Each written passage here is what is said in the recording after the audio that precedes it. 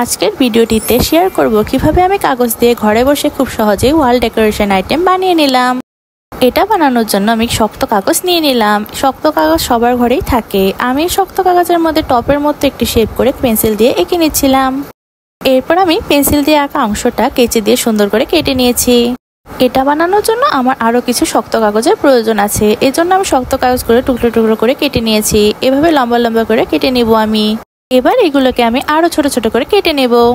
আমি যে টপের মতো অংশটা কেটে রেখেছিলাম সেটার মধ্যে আমি আঠা লাগিয়ে দিব। এরপর আঠাটার উপর আমি যে টুকরো করে কাগজগুলো কেটে রেখেছিলাম সেটা এটার মধ্যে একে একে বসিয়ে দিব। সবটার মধ্যে আমি একে একে করে একটু একটু ফাঁকা রেখে বসিয়ে দেব কাগজগুলো। কাজটা করতে অনেকটা সময় লাগবে, কিন্তু ধৈর্যের সাথে কাজটা করে যেতে হবে। এরপর যখন কমপ্লিট হয়ে যাবে তখন দেখতেই অনেকটা ভালো লাগবে। টপের কাজটা কমপ্লিট হয়ে যাওয়ার পর ওইটা শুকাতে রেখে দিয়ে আমি একটা কালো কাগজ নিয়ে নিলাম। এটাকে আমি এখন টুকরো করে কেটে নেব। কিন্তু দুর্ভাগ্যবশত আমার কাছে কালো কাগজ অল্প পরিমাণে ছিল। এর জন্য আমি এখানে মিক্সড কাগজ নিয়ে নিলাম। কাগজটা নিয়ে এরপর আমি এটাকে বানানো শুরু করে দিব। আমার কাছে যে রং করা তুলি থাকে, তুলিটার যে লম্বা অংশটা থাকে সেটার মধ্যে আমি কাগজটাকে পেঁচিয়ে এভাবে বানিয়ে নিচ্ছিলাম। বেশ কিছুক্ষণ পর আমার সবগুলো বানানো একদম রেডি হয়ে যায়। এগুলোকে শুকাতে দিয়েছিলাম। শুকানো হয়ে গেলে এগুলোকে আমি হাত দিয়ে চ্যাপ্টা চ্যাপ্টা বানিয়ে নিচ্ছিলাম। আমার এগুলো কালো রং করতে হবে। যেহেতু আমার কাছে কালো কাগজ ছিল না, এই জন্য আমি সাদা কাগজগুলোকেও কালো রং করে নিচ্ছিলাম।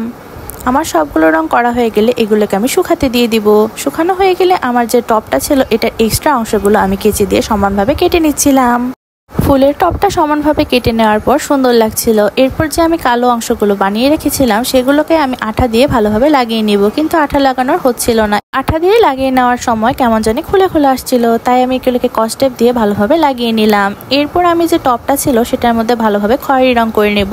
রং করার পর এটা একদম দেয়ালের মতো লাগছিল, তাই না? এটাতে ভালোভাবে রং করে নেওয়ার পর এটাতে এখন আমি কালো রং ইউজ করব।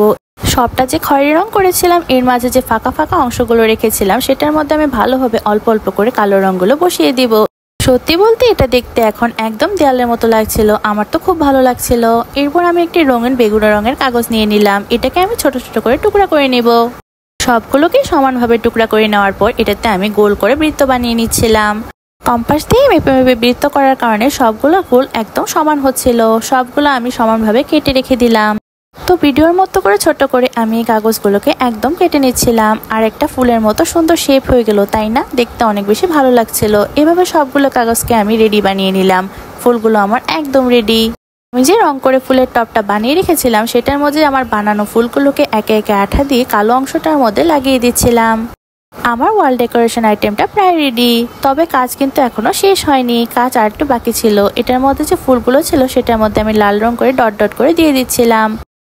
আর এটা হচ্ছে আমার ওয়াল ডেকোরেশন আইটেমের ফাইনাল লুক।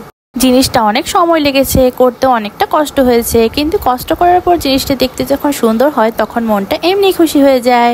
নিজের হাতে বানানো জিনিস যখন ঘরের দেয়ালে টাঙিয়ে রাখা হয় তখন ঘরের সৌন্দর্য আরো অনেক গুণ বেড়ে যায়। এই সুন্দর ওয়াল ডেকোরেশন আইটেমটা ঘরের দেয়ালে টাঙিয়ে রাখলে ঘরটা দেখতে আরো বেশি সুন্দর লাগবে।